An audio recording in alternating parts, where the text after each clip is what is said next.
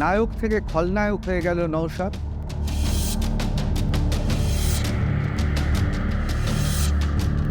ISF এর যারা নেতৃত্ব তারা তো রীতিমতো শাসাচ্ছে বাম কর্মীদের। সিপিএম কি দাদাগিরি করছে নাকি? ডায়মন্ড হারবার কেন্দ্র থেকে নওশাদ সিদ্দিকী কেন দাঁড়ালেন না? এক প্রকার মানসিকভাবে আমাকে ভেঙে ফেলার চেষ্টা করেছিল কি এই অভিষেক ব্যানার্জিরা। কোথাও কি অভিষেক ব্যানার্জিকে আপনি ভয় পাচ্ছেন? 100%-এর ওপরে যদি কিন্তু কোনো শতাংশে থাকে সেটা আছে। নওশাদ সিদ্দিকী কি বিশ্বাস করে তৃণমূল আর বিজেপির মধ্যে সেটিং রয়েছে? সামনে পাইলট কার, পেছনে পুলিশ নিয়ে আমি ঘুরতে পারতাম। সৃজন ভট্টাচার্যের বন্ধু না শত্রু যাদবপুরে? তাদের বিরুদ্ধে মন্তব্য করাটাও আমার রুচিতে লাগছে। আরাবুল ইসলাম তাকে জেলে ঢুকিয়ে কি আপনাকে বার্তা দেওয়া হলো যে আপনি একটু সফট হয়ে যান, ডায়মন্ড হারবারে আর নয়? কাফন বেঁধেই ঘটছে। কোথাও মনে হয় না আইএসএফ এর যে প্রার্থী তালিকা হয়েছে বফলবে তৃণমূল কংগ্রেসকে দারুণভাবে সাহায্য করবে। ধন্যবাদ জানাচ্ছি মাননীয়াকে, অভিষেক বাবুকে। একটা সিটেরও যোগ্য নয় 42টার মধ্যে আইএসএফ। সে আমি একাই একটা পোস্ট, বাকি সব ল্যাম্প পোস্ট। বামেদের ভোট কাটার জন্য আইএসএফ দাঁড়িয়ে পড়েছে। কংগ্রেস আমাদের সাথে জোট করতেই চাইছে না, আমরা তো কংগ্রেস থেকে অচ্ছুক। ডায়মন্ড হারবার থেকে সরে দাঁড়ানো হলো, তো সেখানে তো শাসককে কিছুটা সুবিধাই করে দিলে, তো তৃণমূলে যোগ দিচ্ছ কবে? মানুষের জন্য রাজনীতির ময়দানে এসেছি আমি আমার যে জায়গা ছেড়ে, তো এটা যতদিন আছি কন্টিনিউ করে যাব। শুরু করছি আজকের R+ নিউজরুম। R+ নিউজরুমে যিনি রয়েছেন তাকে আমরা সবাই চিনি। তিনি গত কয়েক বছর ধরে বাংলায় অন্যতম সবচেয়ে চর্চিত নাম। আমাদের সঙ্গে রয়েছেন নওশাদ সিদ্দিকী। নওশাদ, স্বাগত R+ নিউজ। আমি এখন তোমাকে যত দেখছি আমার মনে পড়ে যাচ্ছে ভারতবর্ষের ক্রিকেট টিমের সেই সব অধিনায়কদের কথা। যখন পরপর ম্যাচ জিতছে সবাই জয়ধ্বনি দিচ্ছে, একটা ম্যাচ যদি একটু গোলমাল হয়েছে তার বাড়ির সামনে গিয়ে মানুষজন চিৎকার চেঁচামেচি করছে, এমনকি কোথাও কোথাও ইট পাটকেলও ছুঁড়েছে।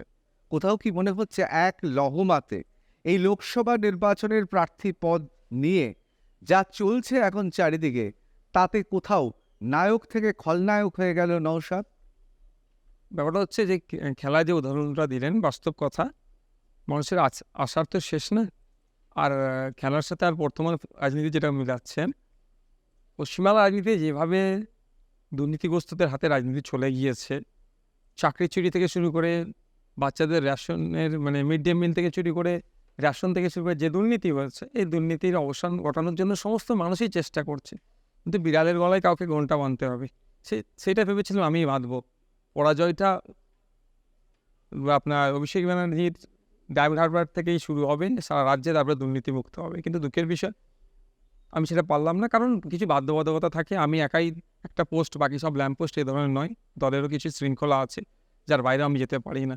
হ্যাঁ, আমিও রক্তমাংসের মানুষ, আমাকেও খারাপ লাগছে যে আশাটা করে লড়াইয়ের ময়দানে নামতে চেয়েছিলাম সেটা হয়নি। সাথে সাথে আমি যেদিন থেকে ঘোষণা করেছিলাম, যে ইচ্ছে প্রকাশ করেছিলাম, যে অনুমোদনের কথা বলেছিলাম, সেই দিন থেকে আজও পর্যন্ত কিন্তু প্রচুর মানুষের সাথে দেখা হয়েছে। আজকে কিছু মানুষ আফসোস করেছে, হ্যাঁ, কিন্তু সেই দিন থেকে এই সব মানুষই কিন্তু একটাই কথা বলতো যে আপনি লড়াইয়ে থাকবেন। বিভিন্ন শ্রেণীর মানুষই কিন্তু বলেছে, শুধুমাত্র ডায়মন্ড হারবারের ভোটার নয়, বাইরের মানুষ সবাই চাইছে এই রাজ্য সরকার যে দুর্নীতি করছে এর অবসান হওয়া দরকার।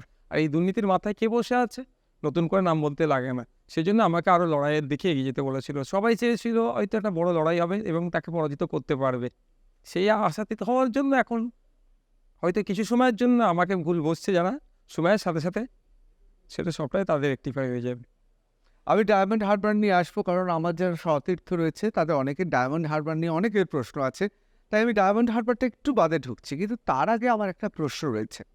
আমরা যদি পশ্চিমবাংলার ইতিহাস দেখি, পশ্চিমবাংলার রাজনৈতিক ইতিহাস দেখি, আমি জানি না ক্যামেরায় খুব সচরাচর কোনো সাংবাদিক এরকম সহজে কথাগুলো বলে না, কিন্তু আমরা হিন্দু বাঙালি আর মুসলমান বাঙালি সেই রকম কিন্তু খুব কমই ব্যক্তিত্ব পেয়েছি যারা রাজনীতিতে এসেছেন এবং হিন্দু বাঙালির হয়ে, মুসলমানের বাঙালির হয়ে এবং সর্বোপরি হিন্দু মুসলমান উভয় বাঙালির হয়ে কথা বলেছেন।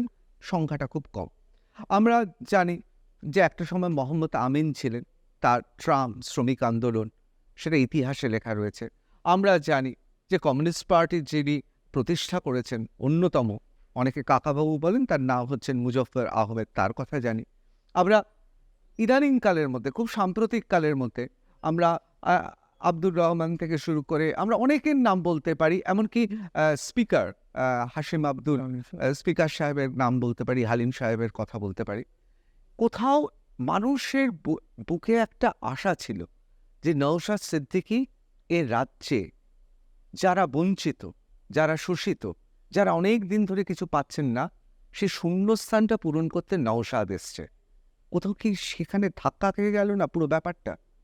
কোনটার ক্ষেত্রে, জোটের ক্ষেত্রে না না এটার ক্ষেত্রে নওশাদের ক্ষেত্রে এখন কি অনেকে খুব ব্যথিত না?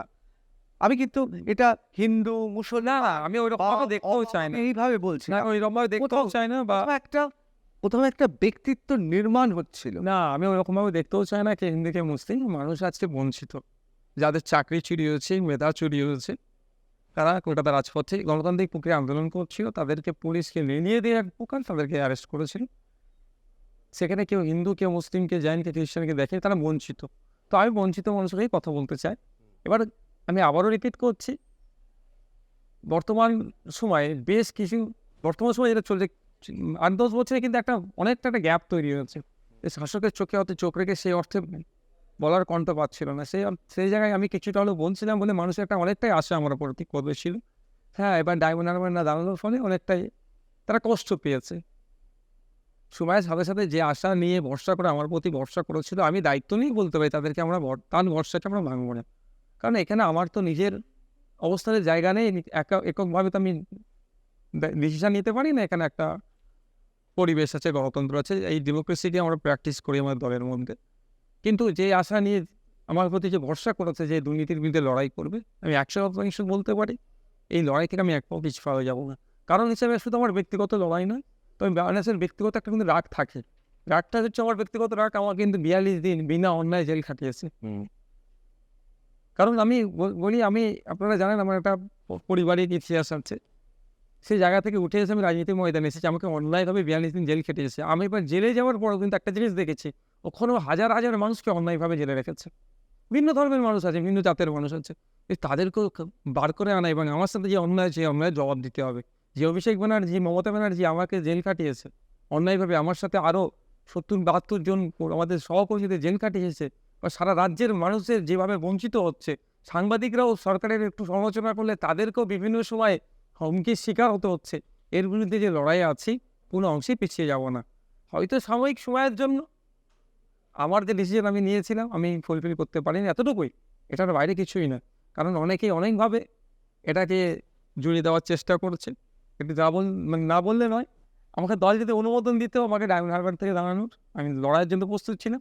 সেখানে বলতো অভিষেক বাবুকে হারানোর জন্য শুভেন্দু অধিকারীর কাছ থেকে তথা বিজেপির কাছ থেকে কত টাকা নিয়েছো, এই বলে আমাকে দেখে দিত একটা টিম। আর আজকে দল অনুমোদন দেয় না বলে, আমি দাঁড়াতে পারছি না বলে একটা টিম আছে যে বলছে অভিষেক বাবু তথা মমতা ব্যানার্জি বা তৃণমূলের কাছ থেকে কত টাকা নিয়েছো। ব্যাপারটা হচ্ছে এইগুলো তারাই বলে যারা বিভিন্ন সময় টাকার বিনিময়ে সেটিং হয়ে যায়। দেখুন, এতদিন পরে মানুষ একটা ভরসা আস্থা রাখছে, এটা তো আমরা বুঝতে পারছি, আপনারা যেমন দেখাচ্ছেন বুঝতে পারছি। এটাতে যদি টাকার বিনিময় নেই, আমার মিনিস্ট্রির অফার ছিল, তাহলে আমি ওপরে চলে যেতে পারতাম। কারণ আপনারাও জানেন আমি চ্যানেলে বসে বড়াই করছি না, মানে মানুষের দোয়া আশীর্বাদে টাকাটাও আমাদের পেছনে ছুটে, আমরা টাকার পেছনে ছুটি না। সম্মানটা হচ্ছে আমাদের কাছে বড় পাওনা, কিন্তু আমাদের ডবল মিনিস্ট্রি ছিল। অবশ্যই ঠিকঠাক। আমি এই জায়গাতেই আসবো, জায়গাতে আসবো, কোথাও একটা ডুয়েলের আহ্বান জানানো হলো, একেবারে সম্মুখ সমরের লড়াই। সেখানে যখন যুদ্ধ আসন্ন, যুদ্ধক্ষেত্র থেকে নওশাদ সিদ্দিকী পালিয়ে গেল। এই যে মানুষের কাছে পৌঁছাচ্ছে এই বার্তাটা, সেখানে যে মানুষটাকে একেবারে রিজু, শক্তিশালী, মেরুদণ্ড শক্ত করে এই সমস্ত কিছু দুর্নীতির বিরুদ্ধে একটা প্রতিবাদের মুখ হয়ে উঠছিল, সেই মানুষটা যখন যুদ্ধক্ষেত্র ছেড়ে দিচ্ছে, ডুয়েলের আহ্বান জানিয়ে যখন পিছিয়ে যাচ্ছে, তখন তো কোথাও অনেকে বলছেন এর থেকে যুদ্ধক্ষেত্রে দাঁড়িয়ে মৃত্যু ছিল শ্রেয়। সেটাই তো বীর গাথা লেখা। একদম বীর পুরুষের কাজ হচ্ছে যুদ্ধক্ষেত্র, যুদ্ধ ময়দানে থাকা। সে যুদ্ধ ময়দানেই আছে। এবার সেনাপতি যদি চেঞ্জ করে, রাজারা একটা টিম যদি সেনাপতি চেঞ্জ করে, সেক্ষেত্রে আর কিছু করার নয়। আমি সেনাপতি ওই যুদ্ধের ময়দানে থাকতে চেয়েছিলাম। 21-এ নির্বাচনে ভাঙড়ে পাঠিয়েছিল। আপনারা জানেন ভাঙড়ে কীভাবে কিছু শাসক দলের গুন্ডামস্তান, যারা এখন দলীয় নেতৃত্ব পেয়ে কীভাবে আতঙ্কের জায়গা করে রেখেছিল, সেই জায়গা কিছুটাও আমি রেকটিফাই করতে পেরেছি। কিন্তু আমি সেখানে সেনাপতির দায়িত্ব নিয়ে নিয়েছিলাম এবং সেখানে জয় করে এসেছি। আমি মনে করি নরম জায়গাতে লড়াই নাই, শক্ত জায়গাতে লড়াই আমি পছন্দ করি। আমি ভলিবল প্লেয়ার ছিলাম, ন্যাশনাল লেভেলে ইউনিভার্সিটি খেলেছি। জীবনের সবথেকে ভালো দুবার যদি পারফরমেন্স করি, দুবারই ইন্ডিয়ার 6টা মানে সিনিয়র ইন্ডিয়া খেলা প্লেয়ারের বিরুদ্ধে লড়াই করেছি, সেখানে বেস্ট প্লেয়ার নিয়ে এসেছি তাদের এগেনস্টে লড়াই করে। তো আমি শক্ত জায়গায় লড়াই করতে পছন্দ করি, যে আমার সামনে প্রতিপক্ষ যত শক্তিশালী হবে তত লড়াই করা আমার জন্য আরও এনার্জি যোগায়। আর যখন ছোটো টিমের সাথে খেলেছি আমি, আমার পারফরমেন্স আরও ডাউন হয়েছে, আমি ভালো বল মারতে পারতাম না। তখন বড় টিম আছে, 2টো মেয়েরা আমাকে আওয়াজ দিয়েছে, আমি 4টে মেয়েরা আওয়াজ দেবো, এই ছেলে আমি। সুতরাং এখানে সেনাপতিকে যদি চেঞ্জ করে তার পরিবর্তে অন্যজনকে দেয়, তবে লড়াইটা লড়াইয়ের জায়গাতেই আছে। শুধুমাত্র ডায়মন্ড হারবারের পরাজিত করানোটা বা ওখান থেকে আমাদের জিতে নিয়ে আসাটার লক্ষ্য নয়। সারা রাজ্যে যে অন্যায় হচ্ছে, যে সন্ত্রাস হচ্ছে, সেটাকে রাজ্যবাসীকে মুক্তি দেওয়ার লড়াই আমরা আছি। কিন্তু বাক্সিংয়ের লড়াই হতো, এটা তো অনেকে বলতো। হ্যাঁ। এই জায়গা থেকে তো ব্যাপারটা পুরো জলের তলায় ডুবে গেল। মানে এটা তো আমি অস্বীকার করবো না একবারের জন্য। তবে একটা কথাই বলতে পারি, প্রার্থীর জায়গাটা নওশাদ সিদ্দিকীর জায়গায় মঞ্জুরুল লস্কর নাম দেওয়া হচ্ছে, এতটুকুই। লড়াইটা কিন্তু সেই একইভাবে হবে, তারপর কি লড়াইটা সিরিয়াসলি লড়াই হবে? সিরিয়াসলি লড়াই হবে। এদেরকে ছাড়ার কোনো প্রশ্ন আসে না। যারা বাচ্চাদের মিড ডে মিল থেকে দুর্নীতি করে, যারা সমবাদী প্রকল্প 2000 টাকা পায়, কারো পরিবারে মারা গেলে গরিব সরকারি প্রকল্প 2000 টাকা, সেখান থেকে 500 টাকা যারা নেয়, যারা বাবাকে মৃত দেখে মায়ের বিধবা ভাতা তুলে খায়, তাদের সাথে কোনো অংশে কম্প্রোমাইজ করা যাবে? অত খারাপ হচ্ছে এসে পৌঁছে যায়নি। নওশাদ, তুমি শুরুতে একটা কথা বললে যে বাধ্যবাধকতা, তো এই বাধ্যবাধকতার বেড়াজালটা মানে কারা বেঁধে দিল? যে তোমায় খুব স্নেহ করে, সেই পশ্চিমবঙ্গের বিধানসভার বিরোধী দলনেতা শুভেন্দু অধিকারী, বা তৃণমূল কংগ্রেস, নাকি যারা অনেকক্ষণ ধরে অপেক্ষা করছিল ডায়মন্ড হারবারে প্রার্থী দেবো না, সেই বাম কংগ্রেস? কারা বাধ্যবাধকতার জায়গা হলো? এখন আমার ডায়মন্ড হারবারের কন্টেস্টের বিষয়ে বলছেন, শুভেন্দু অধিকারী মহাশয় কতটা স্নেহ করে বলতে পারবো না, শুধু নওশাদকে স্নেহ করলে হবে না। নওশাদ পিছড়ে বর্গ থেকে বিলং করছে, নওশাদ যে কমিউনিটি থেকে বিলং করছে, 42টা সিটে কিন্তু সেই জাতির একটা কাউকে দাঁড়ায়নি। শুধুমাত্র নওশাদকে ভালোবাসবে, অন্যজনদেরকে গালাগালি দেবে, এই ভালোবাসা আমার প্রয়োজন নয়। দ্বিতীয় হচ্ছে, লেফট ফ্রন্টের সাথে তো আমরা আমাদের যতটা চেষ্টা করেছি আলোচনা চালিয়ে নিয়ে যাওয়ার, কিন্তু দুঃখের বিষয়, একটা সময় তো এখন যদি আলাদাভাবে লড়াই করছে, একটা সময় তো লড়াই একসাথে করেছে, সেই জন্য বেশি তাদের বিরুদ্ধে মন্তব্য করাটাও আমার রুচিতে লাগছে। নিজেকে এখনও সংযুক্ত মোর্চার বিধায়ক বলে দাবি করি, তো ওরাও কিছু ব্যাপার না। ব্যাপারটা হচ্ছে আমাদের দলীয় শৃঙ্খলার ব্যাপারে, দলের গণতন্ত্রের ব্যাপার। দলে এমনও মতামত উঠে এসেছিল যেগুলো সবটাই তো পাবলিক ডোমেইনে ডিসক্লোজ করেনি বা করাও যায় না, তারপরেও আমি একটা বলতে বাধ্য হচ্ছি, মানে এত কোশ্চেনের মান আপনাদের দিক থেকে হচ্ছে। তো এই ধরনের বলা উঠেছিল যে যেহেতু যদি আপনি ডায়মন্ড হারবার দাঁড়াতে চান, তাহলে বাকি সিটগুলো আমাদের দেওয়ার প্রয়োজন নেই। কারণ হচ্ছে ওরা ভালো করেই জানে, আমি যদি যেখানে দাঁড়াবো, ভাঙড়ে যেভাবে আমি, এমন কোনো পাড়া বা এমন কোনো গলি ছিল না যেখানে আমি পৌঁছাইনি প্রচারের জন্য। 280টা বুথ হতে পারে, কিন্তু বুথ শুধু বুথে টাচ করিনি, সেই গ্রামের পাড়ার মধ্যে পৌঁছেছে। এমন জায়গায় গিয়েছে, ছোটো হাতে গাড়ির ওপরে, আমাদের তো আর হুটখোলাসে অত টাকা পয়সা ছিল না সেই সময়, এখনও যদিও নাই, যে হুটখোলা গাড়িতে যেতে হবে, বিএমডাব্লিউর কাজ ফাজগুলোতে ওপরে বা অডির ওপরে, এরকম তো ব্যাপার ছিল না। ছোটো হাতে গিয়েছি, রাস্তা ছোট, সেখানে বাইকে চেপে গিয়েছি, লোকের ডিমান্ড যেতে হবে, বাইক যাওয়ার রাস্তা নেই, লোকের বাড়ির কানাসে সাইড যেতে হয়েছে, গিয়ে কিন্তু সেখানে গিয়ে রিচ করেছি 8-10টা বাড়ি আছে। আমি কি অবাক হয়ে যেতাম যে এখানে মানুষ থাকে, মানে এত কঠিন পরিস্থিতি তাদের জীবনযাপন করতে পৌঁছেছে। তো সেই আমার রেকর্ডটা আমার পার্টির যারা দায়িত্বশীলে জানে, স্বাভাবিকভাবে আমি যদি ডায়মন্ড হারবার, তারা আমাকে যদি মানে অনুমতি দেয়, আমি ডায়মন্ড হারবার ছাড়া অন্য জায়গায় সে অর্থে বেরোতাম না। সেই জন্য তারা এক প্রকার মানে ক্ষোভ বলতে পারবো না, বা তারা এরকম বলেছিল, তাহলে চলুন সবাই মিলে ডায়মন্ড হারবারেই ফোকাস করি, বাকি কোনো সিটে প্রার্থী দেওয়ার দরকার নেই, আমাদের চেয়ারম্যানকে দিতে পার্লামেন্টে পাঠায়। সেক্ষেত্রে আমারও তখন খারাপ লাগছে, তাহলে আমার জন্য বাকি সিটে যেগুলো এতদিন ধরে মার খেয়েছে, কেস খেয়েছে, যাই করেছে, সংগঠন তৈরি করছে, সেই জায়গাগুলো দুর্বল হয়ে যাবে, সেটা আমাকে ভাবতে হয়েছে। বাধ্যবাধকতা হচ্ছে আমার দলের ইন্টারনাল বিষয়টা, শৃঙ্খলার বিষয়টা এবং মতামতের বিষয়টা।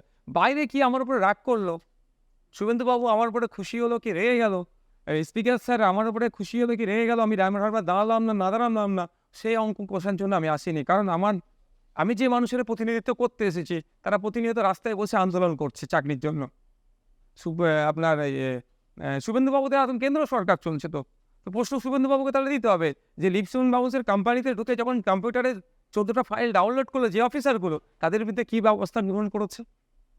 সুতরাং এদের সাথে রাজনৈতিক সৌজন্যতা ছিল, আচ্ছা আগামী দিনেও থাকবে। আমি এখান থেকেও একটা কথা বলতে চাই, এর সাথে অ্যাড করে দিচ্ছে, যে লোকসভা নির্বাচন আসছে, 42 জন এমপি জিতে পার্লামেন্টে যাবে, তারা কিন্তু রাজধানী চলে যাবে দিল্লিতে, নাহলে ফ্লাইটে যাবে। ম্যাক্সিমাম ফ্ল্যাটে যাবে, কিন্তু তাদেরকে আমরা পাঠাচ্ছি আমাদের জনপ্রতিনিধি হিসাবে, কিন্তু কতটা কাদেরকে পাঠানো দরকার, কতটা জনগণের জনপ্রতিনিধি হয়ে পাঠানো দরকার সেটা যেমন লক্ষ্য রাখা দরকার, সাথে সাথে এটা মাথায় রাখা দরকার তারা কিন্তু রাজধানী চড়ে এসিতে দিন দিয়ে যাবে, তাদের জন্য আমাদের সাধারণ বুথ লেভেলে কোনো মানুষের না, পরিবারের না, কারো ক্ষতিগ্রস্ত হয় সেটা প্রত্যেকটা রাজনীতির গ্রাসরুট লেভেলের নেতাদের সেটা মাথায় রাখা দরকার। আর একটা প্রশ্ন আপনাকে, আপনার বিধানসভা যে লোকসভা কেন্দ্রের মধ্যে পড়ে যাদবপুর, সেখানে আপনি তো নিজেকে সংযুক্ত মোর্চার বিধায়ক হিসেবে এখনো দাবি করেন, সেই কেন্দ্রে আপনারা কি বাম প্রার্থীকে সমর্থন যোগাচ্ছেন? আমরা শুধুমাত্র ওই কেন্দ্রটা নয়, সারা রাজ্যে এই প্রশ্ন নিয়ে আমি আসছি পরে, এই প্রশ্নটা নিয়ে আসছি কারণ এখানে বিরাট একটা অঙ্ক রয়েছে। আমি সুচারুর প্রশ্ন নিয়েই চলে যাচ্ছি, আমি একটু বাদে আসছিলাম।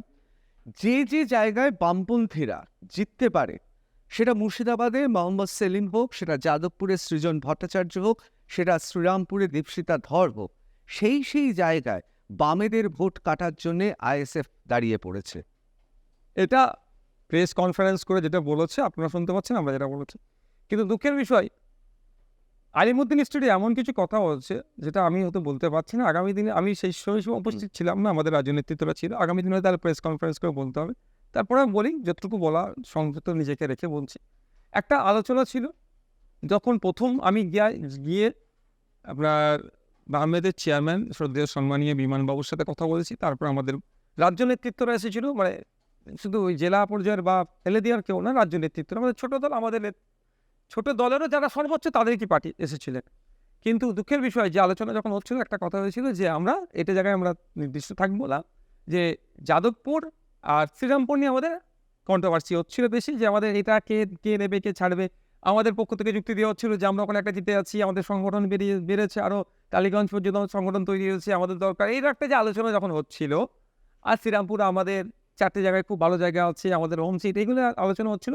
এটা কথা উঠে এসেছিল যে এই দুটো সিট নিয়ে এখন তাহলে রিজার্ভে থাকুক, এটা হোল্ডে থাকুক, আগে বাকি সিটগুলো নিয়ে সমস্যার সমাধান হোক, তারপরে এই দুটো নিয়ে আলোচনা হবে।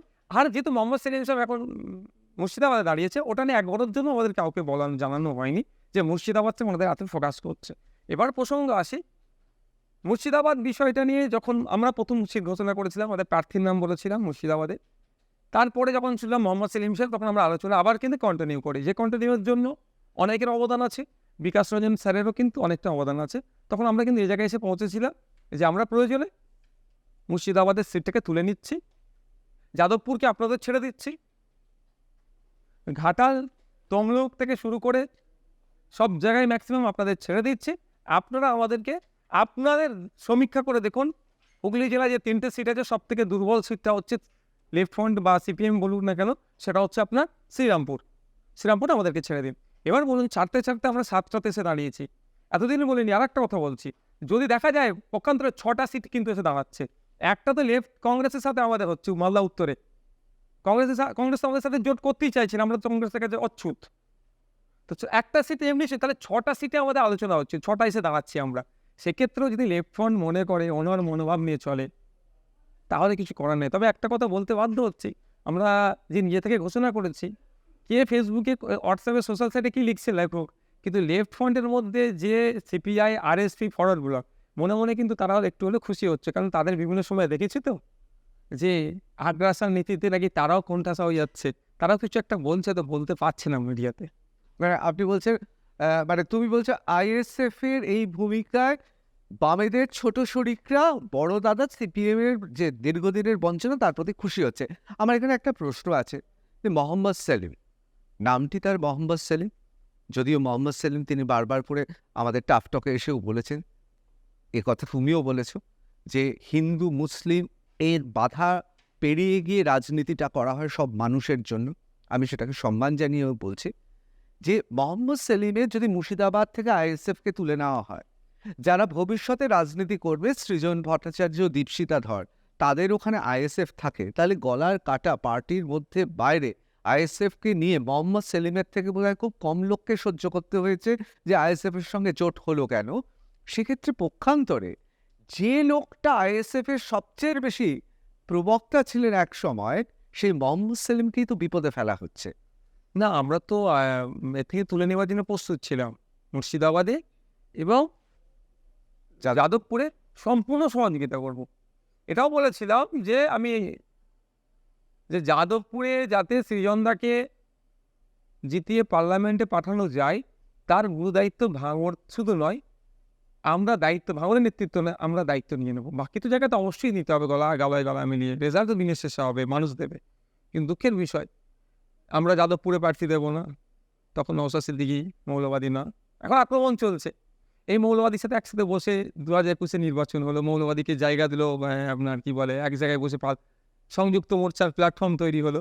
তো এখন মৌলবাদী হয়ে গেছে, ঠিক আছে, যার যেটা পছন্দ লাগছে সে সার্টিফিকেট দিয়ে দিনের শেষে আমি মনে করি মন জানে পাপ আর মা জানে বাপ। তো সে প্রসঙ্গে যাচ্ছি না।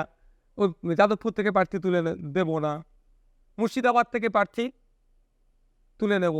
তাহলে আমরা ঝাড়গ্রামে আমাদের বিরুদ্ধে প্রার্থী দিয়ে দিল, ঝাড়গ্রাম থেকে আমাদের তুলতে হবে, শ্রীরামপুর থেকে আমাদেরকে সেটাও তুলে নিতে হবে। এটা করলে কি আর জোট ধর্ম পালন করা হচ্ছে? কিন্তু আমি একটা কথা বলতে বাধ্য হচ্ছি। একদিন গাড়িতে যাচ্ছিলাম, একটা ইউটিউবে একটা ভিডিও দেখালো আমার সাথে যারা থাকেন, কংগ্রেসের দক্ষিণ কলকাতা জেলার কোনো একটা গুরুত্বপূর্ণ পদে আছে, তিনি একটা বক্তব্য দিচ্ছেন যে, তার বক্তব্য বলছে, আমার নয় এটা, আমি এ ধরনের মন্তব্য করিও না, তার বক্তব্য সিপিএম কি দাদাগিরি করছে নাকি এই জোটের মধ্যে, তারা যে সিট ঠিক করে দেবে কংগ্রেসকে নিতে হবে, এই যে কথাটা বলছে, কিন্তু তার ক্ষোভের বই প্রকাশ। তো এই ধরনের মেন্টালিটি নিয়ে যদি কারো চলতে চায়, জোট তাহলে হবে না। কিন্তু কোথাও মনে হয় না বামেদের, তার মধ্যে সিপিএম তো আছেই, ওইদিকে কংগ্রেস এবং আইএসএফ, যারা একটা সিটেরও যোগ্য নয় 42টার মধ্যে, আইএসএফ বা কংগ্রেস বা বামেরা, কংগ্রেসের ধরুন বড় জোর আমি ধরলাম 2টো সিট রইল, আমি বড় জোর ধরে নিলাম যে একটি সিটে সিপিএম রইল, ধরে নিলাম আইএসএফ, তাহলেও যদি জোট না হয় আইএসএফ একটাও সিট পাবে 42টা। দেখুন, আমি আপনাকে বলি, কোশ্চেন দারুণ করেছেন আপনি। আমি বলতে পারি না কে কটা সিট জিতবে, অবশ্যই মানুষ বলবেন। কারণ আপনি আমি যদি বলে দিই কে কটা সিট জিতবে আসবে, তাহলে কিন্তু আমাদের আর এই নির্বাচন করাটাই বেকার। তাহলে মানুষের মতামতটাকে আমি নিতে পারি না। মানুষ যাকে চাইবে সে জিতবে। গণতন্ত্রে সংবিধান সুযোগ দিয়েছে আপনাকে, আমাকে, চাওয়ালাকে, ভ্যান চালককে, সবাইকে, আইএস আইপিএস, আমাদের বিচারপতি, তিনি তার থেকে পদত্যাগ করে তিনি কন্টেস্ট করছেন। মানুষ যাকে চাইবেন জিতে পার্লামেন্টে পাঠাবে।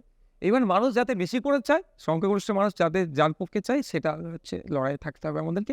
সেই রকম মেকানিজম বা সেই রকমভাবে মানুষের কাছে গ্রহণযোগ্যতা গড়ে তুলতে হবে। আমরা কতটুকু গ্রহণযোগ্যতা গড়ে তুলেছি, এককভাবে লড়াই করতে চেয়ে বলেছিলাম 20টা। এবার বৃহত্তর স্বার্থের কথা সহজেই যাতে আমাদের সবার গ্রহণযোগ্যতা বেড়ে ওঠে, বিজেপি তৃণমূলকে পরাস্ত করা যায়, সেই জন্য আমরা প্রথমেই 14 চলে এসেছিলাম। নামতে নামতে কিন্তু 7, আবার যে আজকে তথ্য দিলাম কিন্তু 6 দাঁড়াচ্ছে। এরপরেও যদি মনে করে যে আইএসএফের যে যতটুকু বা যতটা ভোট আছে ভালোবাসার ভোট, সেটাকে আমরা ক্যাশ করব, আর আইএসএফের নেতৃত্বদেরকে বেড়ে উঠতে দেবো না, তাহলে কিছু করার নেই। আমাদেরকে এই দলিত সমাজের অধ্যাপককে ক্যান্ডিডেট করে মানুষের সামনে নিয়ে যেতে হবে, আমাকে মুসলিম সমাজের অধ্যাপককেও ক্যান্ডিডেট করে মানুষের সামনে নিয়ে যেতে হবে, আমাদেরকে আদিবাসী সমাজের অধ্যাপককেও ক্যান্ডিডেট করে মানুষের সামনে নিয়ে যেতে হবে। মানুষ যদি গ্রহণ করে আমাদের বাজিমাত হবে, আর মানুষ না গ্রহণ করলে আমাদের পরিবর্তে যাকে গ্রহণ করবে, এই অধ্যাপক স্যারেরা বা আমরা সকলে ঐক্যবদ্ধ হয়, আমরাও কিছু এই কাজের যাকে গ্রহণ করবে তার কোন কাজকর্মের মধ্যে ভুলে আমরা ধরিয়ে দেবো। কিন্তু কোথাও কোথাও মনে হয় না আইএসএফ এর যে প্রার্থী তালিকা হয়েছে বকলবে তৃণমূল কংগ্রেসকে দারুণভাবে সাহায্য করবে। যেমন যেমন বারাসাত লোকসভা নির্বাচনে আমরা গতবারের যদি পরিসংখ্যান দেখি, সেক্ষেত্রে দেগঙ্গা এবং রাজারহাট অঞ্চলে যারা সংখ্যালঘু ভাই বোনেরা আছেন, তারা যা পরিসংখ্যান যা রয়েছে তাতে তারা তৃণমূল কংগ্রেসকেই বেছে নিয়েছেন, অনেকে বলছেন ভারতীয় জনতা পার্টিকে আটকানোর জন্য। এবার বারাসাত লোকসভা কেন্দ্রে দারুণ প্রার্থী দিয়েছেন লড়াকু নেতা তাপসবাবুকে দিয়েছেন। কিন্তু কোথাও কি মনে হয় না মেরুকরণের রাজনীতিতে তাপসবাবু দেগঙ্গা রাজারহাটে আইএসএফ সমর্থকদের ভোটটাও পাবেন না? সেক্ষেত্রে কোথাও সংখ্যালঘু ভাই বোনদের ভোট না কেটে তৃণমূলকে, অর্থাৎ ওখানকার ওই কেন্দ্রে কাকলি ঘোষদারকে প্রায় এক প্রকার জিতিয়েই দিলেন। দেখুন, আপনি যেটা তুলেছেন বাস্তবের কথাটাকে তুলে ধরেছেন। এইটাকে ভাঙার, এই ট্রেন্ডকে ভাঙার জন্য আইএসএফ রাজনীতির ময়দানে এসছে, বিকল্প রাজনীতি পেতে চাইছে। যদি এমন হয়ে যায় হিন্দু এলাকায় হিন্দুকে দিতে হবে, মুসলিম এলাকায় মুসলিমকে দিতে হবে, তাহলে আমরা ধ্বংসের খুব কাছাকাছি এসে গিয়েছি। ধাবিত হচ্ছি তো, ধ্বংস হবো আগামীতে একদম। সেই জায়গাটা গিয়ে ভাঙতে হবে। আমরা তার ধর্মীয় পরিচয় নয়, তার ব্যক্তিত্বে, তার কাজের চিন্তা ভাবনা, তার কমিটমেন্টের উপরে ভোট করাতে হবে। আজকে যদি ধর্মীয় পরিচয় হয় তাহলে বিজেপি বা শিবসেনা বা আরও যারা এক্সট্রিম টাইপের আছে তাদেরকে আমরা ভোট দেবো, তাদেরকে ডেকে নিয়েছি। এটা আমরা মনে করছি অনুচিত হবে। অবশ্যই যদি রিজার্ভ সিটে তাদের অবশ্যই তাদের বাইরে হয় না, তাদের বাইরে তাও রিজার্ভ সিটে তাদের বাইরে দেওয়া যায় না, এটা যেমন গেছে। কিন্তু অন্য সিটগুলোতে এই ইকুয়েশনে আমরা আসতে চাই না, কারণ এটা খুব ভয়ঙ্কর। হয়তো আজকে ভালো লাগবে আমাকে, আজকে ভালো লাগবে বারাসাতে আমি একটা মুসলিম প্রার্থী দেবো, দেগঙ্গার, রাজারহাট, মধ্যমগ্রামের ওই অত্য অঞ্চলে মাইনরিটি ভোট আমার কাছে আসবে। এই যে ভয়ঙ্কর খেলা আজকে খেলবো আমি, তাহলে কালকে কিন্তু এই খেলায় আমাকে হাত পুড়তে পারে। সুতরাং এটা তো বিজেপি খেলছে, এটা তো তৃণমূলের ক্ষেত্রে খেলে। কারণ আপনারা দেখবেন আনিসকে যখন হত্যা করা হয়েছিল, তারপরে যে এই বামের সমস্যা মানে প্রতিবাদ সংগঠিত হয়েছিল, তখন রাতারাতি একটা সিট গঠন করেছিল। সে সিটের টপে কি ছিল? জ্ঞানব্যান সিং। তাকে কিন্তু আনিসের বাড়ি পাঠানো হয়নি। মেরাজ খালিদ সাহেব ওই সিটের একটি সদস্যের মধ্যে একজন ছিল, তাকে পাঠিয়েছিল। কারণটা কি? মেরাজ খালিদ মুসলমানরা তো নামটা থেকে যদি একটু চুপ করেন, আমার জাত ভাই এসে গেছে। কিন্তু আমি তখনও বলেছিলাম এই খেলায় মমতা ব্যানার্জি এত সিদ্ধস্ত, এই খেলায় খেলতে দেওয়া যাবে না। আমরা জ্ঞানব্যান সিং, মেরাজ খালিদকে বুঝি না। আমি যে পোশাকটা পরে আছে, যে উর্দিটা পরে আছে, সে স্বতন্ত্রতা বজায় রেখে কাজ করুক, এটাতে আমরা বিশ্বাসী। সুতরাং এই যে প্রার্থীদের খেলায় তৃণমূল বিজেপি খেলছে, ও খেলায় আমরা খেলবো না, বরঞ্চ ওটাকে ধ্বংস করাই তো আমাদের মূল লক্ষ্য। আজকে ওটা 2011 বা 2024 হিন্দু বিপদে ছিল, মুসলমান বিপদে ছিল। 2011 আগে ভারত পশ্চিমবাংলার মুসলমান বিপদে ছিল, আর 2014 আগে হিন্দু বিপদে ছিল। এখন 2024 দাঁড়িয়েছে, কারো 10 বছর, কারো 13 বছর আছে। না হিন্দু উদ্ধার হতে পারলাম, না মুসলমান উদ্ধার হতে পারলাম। অমিত শাহজির ছেলে উদ্ধার হয়েছে, জয় শাহজি, আর অভিষেক ব্যানার্জি উদ্ধার হয়েছে। আমার পাড়ার রাম কাকার ছেলেটাও উদ্ধার হয়নি, রহিম চাচার ছেলেটাও উদ্ধার হয়নি। আমাদের দরকার ওই রাম কাকা আর রহিম চাচার ছেলের কীভাবে উদ্ধার হবে, চাকরি পাবে, তার লড়াই আমাদের।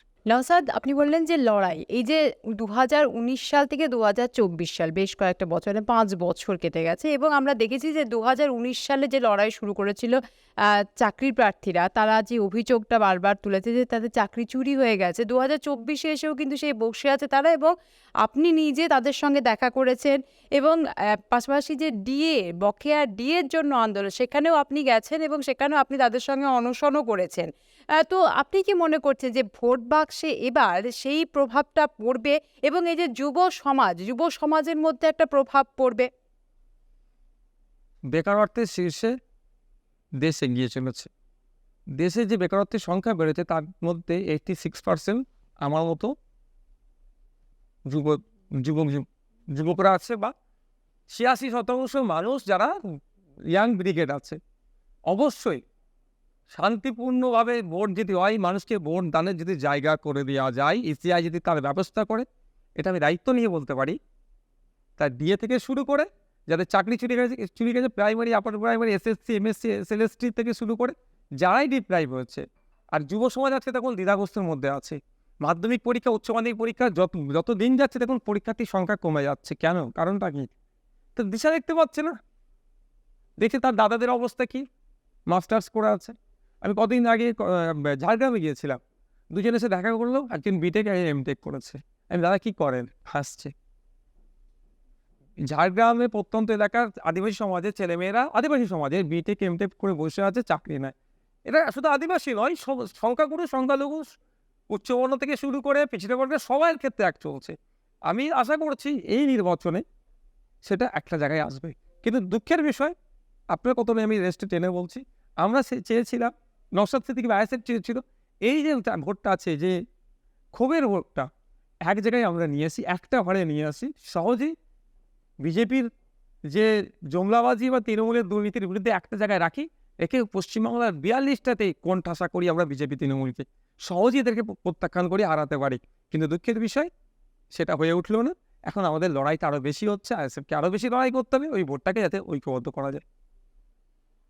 আর যদি আমাকে জিজ্ঞাসা করেন আপনার ভূমিকা কি, আমি একজন বিরোধী দলের সামান্য একজন বিধায়ক, কিন্তু আমি আমার সর্বোচ্চ ক্ষমতা দিই অ্যাসেম্বলি হাউসের মধ্যে, আইনসভার মধ্যে, পার্ট টাইমার, সমকাজে সমবেতন থেকে শুরু করে, এই যাদের চাকরি চুরি হয়ে গেছে, ডিএ সহ শুরু করে আগামী প্রজন্মের কথা ভেবে, এবং প্রাইমারি যে স্কুলগুলো বন্ধ হয়ে যেতে চলেছে তার বিরোধিতা করে, সমগ্র বিষয় আমার লেভেলে সর্বোচ্চ দিয়ে আমি বলছি। কিন্তু ঘটনাচক্রে আমি তো একজন হয়েছি, বিধানসভার মধ্যে আমাকে ইনকিলাব বলতে হবে, আমাকে জিন্দাবাদ বলতে হয়। আমার সাথে যে 2-4 জন থাকতো, স্লোগান আমি দিলাম, তারা আমার সাথে সহযোগিতা করতো, এতক্ষণ কিন্তু পশ্চিমবাংলা আইনসভা বুঝতে পারতো। কিন্তু তারপরেও যে ভরসা বিশ্বাস নিয়ে ভাঙড়ের মানুষ আমাকে পাঠিয়েছে বিধানসভার মধ্যে, আমি তাদের ভরসা আস্থা যেমন রেখেছি, সাথে সাথে রাজ্যবাসীর হয়ে নিয়মিত আমি কোশ্চেন করে যাচ্ছি। ফলে তারা আতঙ্কিত হচ্ছে, আমাকে নিয়ে বিভিন্ন সময় বিভিন্নভাবে আমাকে আটকানোর চেষ্টা হয়েছে, লোক দেখানো হয়েছে, আর্থিক প্রবলন দেখানো হয়েছে, মন্ত্রিত্বের লোক দেখানো হয়েছে, মিথ্যা কেস দেওয়া হয়েছে, সেখানেও আমার ব্রেন ওয়াশ করানোর চেষ্টা চলেছে। আমাদের পরিবারের লোকজনকে দিয়ে আমাকে মেন্টালি আমাকে ডিস্টার্ব করার চেষ্টা হচ্ছে। আমাদের পরিবারটা অনেক বড়, আপনারা জানেন। শুধু দুই ভাই, চাচা কি খুব আপনার ওপর, দুই ভাই বা বাবা দিদি নয়, আরও আছে কাকা। চাচা বোধহয় খুব প্রভাব ফেলে। তো সবকে দিয়ে চেষ্টা করছি, কিন্তু সেই জায়গায় আমি দৃঢ়ভাবেই আছি। কারণ দেখুন, আমি একটা কথা অন ক্যামেরা বলছি, আমি লড়াই থেকে পিছিয়ে হওয়ার ছেলে নয়। আপনি তো বাধ্য হয়েছে, এটা কি মামলা? যদি আমি লড়াই, এগুলো কি মামলাগুলোর জন্য? না মামলা তো জামিন পেয়ে আছি। ব্ল্যাকমেল করলো আপনাকে? যে মামলা তো জামিন পেয়ে আছি, যা ট্রায়াল হবে দেখা যাবে। যে বামপন্থীদের একসময় আপনাকে একজন আশ্চর্য মানুষ মনে হয়েছিল, একজন মনে হয়েছিল সৎ মানুষ, এতদিন ভাবে এলেন, আজকে তাদের কাছে বিন লাদেন হয়ে গেলেন। এটাই তো প্রশ্ন। এখন তো অনেকে নওশাদকে বলছে মীর জাফর। হ্যাঁ, ওটা তো ছোটোখাটো কথা, ওটা তো ছোটোখাটো। ব্যক্তিগতভাবে আমি মীর জাফরকে খুব সম্মান করি, কারণ মীর জাফর প্রাজ্ঞ মানুষ ছিলেন। যাই হোক, ওটা অন্য ব্যাপার। আমি অত ইতিহাস পড়িনি, এই বিষয়ে আমি এই জন্য মন্তব্য করবো না। জেনেছিলাম ওই জন্যই মির্জাপুর ওটা তো ছোটোখাটো একটা আমাকে সার্টিফিকেট দিচ্ছে, অনেক ওর থেকে অনেক বড় বড় সার্টিফিকেট দিচ্ছে। আমার যা ছোটোখাটো টিম আছে আমাকে মাঝে মাঝে স্ক্রিনশট পাঠিয়েছে। তবে আমি সাথে সাথে এটাও বলেছি যে আমাদের ভালোবাসার মানুষেরা যেন একে কাউন্টার করে বামেদের সিনিয়র লিডার সম্পর্কে না কোনো বাজে মন্তব্য করে ফেলে। কারণ হচ্ছে আমাদেরকে বাজে মন্তব্য করলে যেমন কষ্ট লাগবে, বামেদের সিনিয়র লিডার কিন্তু এই ধরনের মন্তব্য করে ফেলে, তাহলে খারাপ লাগবে। আর আজকে আপনার স্টুডিওতে এসে ক্যামেরাকে সামনে রেখে আমি আমার কর্মী সমর্থকদের উদ্দেশ্যে বলবো, একসময় বামেদের সাথে হাত মিলিয়ে লড়াই করেছি, ভোট শেষ জোট শেষ আমরা বলিনি, বামেরা বলেছে। তারপরেও বিভিন্ন জায়গায় কোনো মিটিং মিছিল থেকে শুরু করে অনেক ক্ষেত্রে হয়তো এক জায়গায় বলেছি আমরা। আজকে আমরা আলাদা লড়াই করছি, ভবিষ্যৎ কী হবে ভবিষ্যৎ বলবে। তবে অনুরোধ করবো আমি আমার কর্মী সমর্থক ভালোবাসার মানুষদেরকে কোনোভাবেই জানো বামেদের কোনো কর্মী সমর্থকদের অবাঞ্ছিত মন্তব্যের উত্তর অবাঞ্ছিত মন্তব্যে দেবেন না। আর সাথে সাথে এটাও আশা করবো আমি যে কথা আমি ইন্ডিয়ান সেকুলার ফ্রন্টের চেয়ারম্যান বলছি, আশা করছি লেফট ফ্রন্টের চেয়ারম্যান আগামী দিনে অন্তত এটা বলবেন তাদের কর্মী সমর্থকদের উদ্দেশ্যে, বা সিপিআইএমের রাজ্য সম্পাদক মোহাম্মদ সেলিম সাহেব বলবেন, বা পার্টি ক্লাসে বলবেন, অন্তত সোশ্যাল মিডিয়াটাকে কীভাবে ব্যবহার করতে হয় এই শিক্ষাটাও পার্টি ক্লাসে আমার মনে হয় দেবেন। কারণ একসাথে লড়াই হতে পারে, মতদর্শগত লড়াই থাকতে পারে, কিন্তু দিনের শেষে আমরা মানুষ। শুধুমাত্র কুণাল ঘোষের অবাঞ্ছিত মন্তব্য নিয়ে সমালোচনা নয়, আমাদের পার্টি সমর্থকরাও যাতে অবাঞ্ছিত মন্তব্য থেকে বিরত থাকে তারও শিক্ষা আমাদের পার্টি ক্লাসে দেওয়া দরকার। কিন্তু কোথাও কোথাও বা মিডিয়ার সামনে বলতে পারে এটা, কোথাও কোথাও আমাদের মন্তব্য থেকে বিরত থাকবে। কোথাও কোথাও তো আইএসএফ এর যারা নেতৃত্ব, জেলায় বিভিন্ন জেলায় নেতৃত্ব, তারা তো রীতিমতো শাসাচ্ছে বাম কর্মীদের। যদি কোনো রকমভাবে সমালোচনা হয় তাহলে কোনো কথা বলা যাবে না। না, যদি এই ধরনের কোনো জায়গায় হয়ে থাকে, হয়নি আমি বলতে পারি, যদি হয়ে থাকে সরাসরি আমাদেরকে জানাবে। সেই যত বড়ই নেতৃত্ব হোক না কেন, তার বিরুদ্ধে শৃঙ্খলা ভঙ্গের জন্য হোক বা আমাদের পার্টির নীতির বাইরে যে কথা করছে তার বিরুদ্ধে আমরা দলীয় অবস্থান নেব। তাতে এই ভোটের জন্য সে না থাকে, কিন্তু ভোটে আমার ইফেক্ট পড়ে, তাতেও আমার কোনো সমস্যা নয়। কারণ আমাদের সমাজ বদলাতে এসেছে। কেউ শাসাবে, একটা সময় বন্ধুত্ব ছিল, এখন বন্ধুত্ব তারপর তো আবার শত্রু হয়ে যায়নি আমার।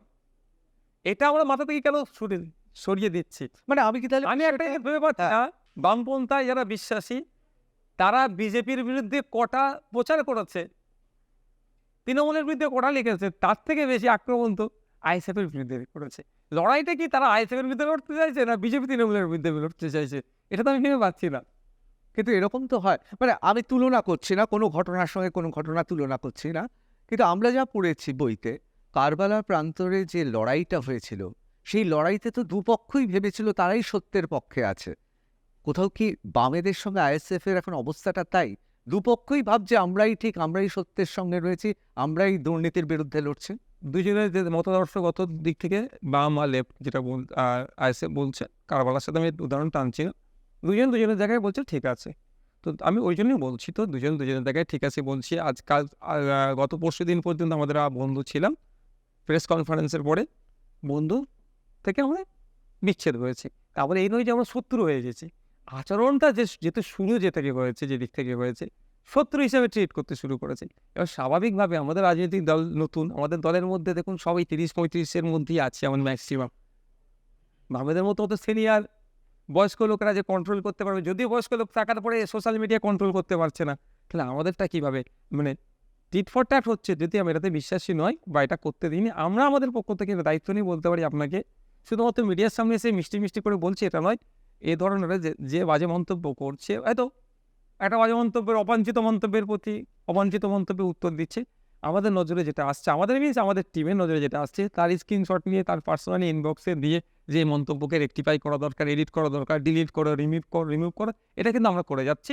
এবং মিডিয়ার মাধ্যমেও বলছি, যারা আইএসএফকে সত্যিকার অর্থে ভালোবাসেন, আইএসএফকে আইডিওলজি বিশ্বাসী করেন, তারা কোনোদিনই অবাঞ্ছিত মন্তব্যের প্রতি উত্তর অবাঞ্ছিত হয় না।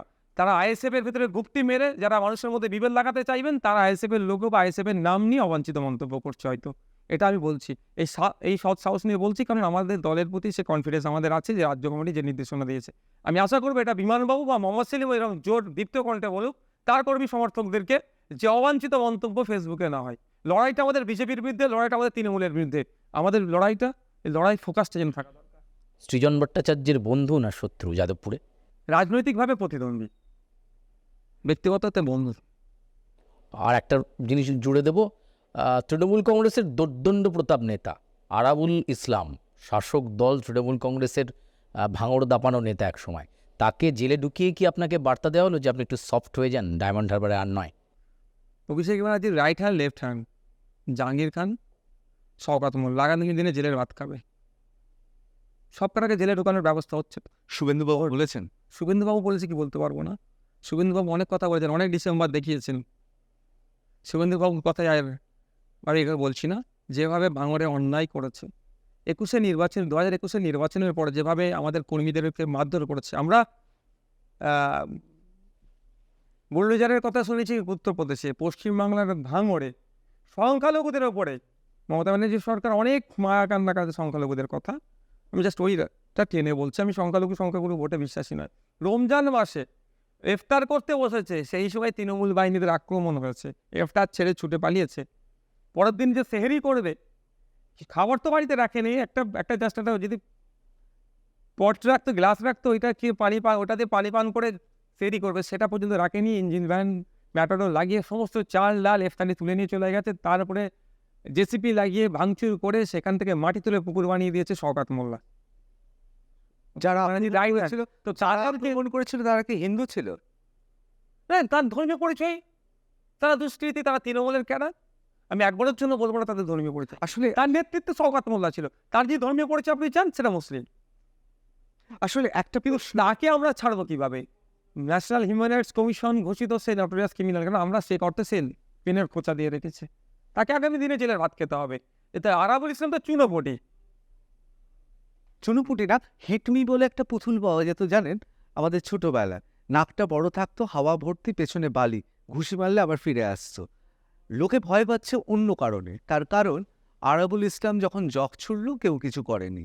আরাবুল ইসলাম যখন বিভিন্ন জায়গায় তার বিরুদ্ধে অভিযোগ এলো, তখন পার্থ চট্টোপাধ্যায়ের গিয়ে বলে এলো তিনি তাজা নেতা। কিন্তু আরাবুল ইসলাম যেদিন রেজ্জাক মোল্লার সঙ্গে লড়াই করল, তারপর রেজ্জাক মোল্লা হয়ে গেলেন পরবর্তীকালে পশ্চিমবঙ্গ সরকারের মন্ত্রী, বামফ্রন্টের মন্ত্রী থেকে একেবারে রেকর্ড করে তৃণমূল সরকারের মন্ত্রী। মুশকিলটা হচ্ছে আরাবুল এরকম অনেকে মনে করেন হিটমি, অর্থাৎ তাকে হিট করেই আরেকজনকে বার্তা দেওয়া হয়। এবার উনি রয়েছেন জেলে। আরাবুল ইসলাম যদি ওটাই হয়, আরাবুল ইসলামের বিরুদ্ধে যে কখন মামলাটা আমরা করেছিলাম, তার 6 মাস পরে ঘুম বাংলা রাজ্য সরকারের এক নম্বর। দ্বিতীয় কথা হচ্ছে, একটু খোঁজ নিয়ে দেখবেন, ভাঙড়ে আপনাদের রিপোর্টারকে পাঠিয়ে দেখবেন, একাধিক গোষ্ঠী আছে। আরাবুল ইসলাম যে গোষ্ঠীটাকে কন্ট্রোল করতো, আরাবুল ইসলাম কন্ট্রোল করতো, তারপরেও একটা গোষ্ঠী শক্তিশালী হয়ে উঠেছে। বিভিন্ন প্রজেক্ট নামছে ভাঙড়ে, 10 কোটি টাকার একটা শুনেছি লেনদেন হয়েছে, যার মধ্যে আরাবুল ইসলাম শুনেছি নাকি, শোনা কথাটা, যে ভাগটা ঠিকঠাক পাচ্ছিল না, বা নতুন যাকে দায়িত্ব দেওয়া আছে সে তার বুঝে পাচ্ছিল না। ঘটনাচক্রে সুকৌশলে তাকে বিভিন্ন কেসের ট্যাগ করে তাকে জেলে রাখা হয়েছে। যদি আমরা মামলা যেটা করি সেটা আমরা শেষ পর্যন্ত দেখে যাব, মানে নতুন করে আবার কেস তাকে ট্যাগ করা হচ্ছে। তারপরে সন্দেহটা আরও বাড়লো কেন, যে খাওয়া নিয়ে, তাদের খাওয়া খাওয়ি নিয়ে লড়াইটার জন্য তাকে দিয়েছে, ন্যায়কে প্রতিষ্ঠা করার জন্য নয়, অন্যায় করছে বলে তাকে জেলে নয়। কারণ হচ্ছে কোনো এক ব্যক্তি, কোনো এক জায়গাতে সে মুখ ফসকে বলে ফেলেছে কাইজার আরাবুল না থাকলেও ভাঙরকে আমরা ঠিকভাবে বুঝে নেব। একবারের জন্য তার জন্য একটু করুণা হলো না বা আফসোসও হলো না। এক্ষেত্রে বোঝা যাচ্ছে যে তারা গোষ্ঠীদ্বন্দ্বের শিকার হয়েছে। আর বাইরে বার্তা হয়তো দিতে চাইছে আইএসএফকে বদনাম করার জন্য, আইএসএফকে নাকি সফট করার জন্য। ব্যাপারটা আবারও বলছি, আমার ওই মায়ের কান্নাটা আমি ভুলে যেতে পারি না যে এই আরাবুল ইসলাম শওকত মোল্লাদের গুলিতে, তাদের দুষ্কৃতীদের ছোড়া গুলিতে আমার মায়ের 3 মায়ের 3টে সন্তান খুব বরবাদ। হয়েছে। ওইটুকু বাচ্চা ছেলে তার বাপ হারা হয়েছে। এখানে কোনো কম্প্রোমাইজ নয়। অন্যরা যারা এই কম্প্রোমাইজের রাজনীতি করে তাদের নজরে হয়তো নওশাদ সিদ্দিকী মনে হবে কম্প্রোমাইজ করে নেবে। নওশাদ সিদ্দিকী ব্যক্তির স্বার্থ চরিতার্থের জন্য রাজনীতির ময়দানে আসেনি। 2 বছর পার হয়ে গিয়েছে, এবার হচ্ছে শেষের দিকে এগোচ্ছি। তাহলে এর আগেই আমি কিন্তু মিনিস্ট্রি নিয়ে সামনে পাইলট কার, পেছনে পুলিশ নিয়ে আমি ঘুরতে পারতাম, সে আমি ঘুরিনি। বর্তমানে সবথেকে চর্চিত যে প্রশ্নটা যে ডায়মন্ড হারবার কেন্দ্র থেকে নওশাদ সিদ্দিকী কেন দাঁড়ালেন না, কেন? তো কোথাও কি অভিষেক ব্যানার্জিকে আপনি ভয় পাচ্ছেন নাকি অন্য কারণ? দেখুন, ভয় শব্দটা আমার জীবনের সাথে আর নাই। ভয় আমি একটা জায়গাতে বা ভাবতাম কি হয়, সেটা হচ্ছে জেল।